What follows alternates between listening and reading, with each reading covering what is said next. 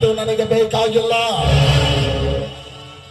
ಕಾದ ಎಂಬ ಹಸಿವನ್ನು ಹಸಿಕೊಂಡು ನಿಂತಿದ್ದಾಳೆ ಈ ಸರ್ಪವಂಶ.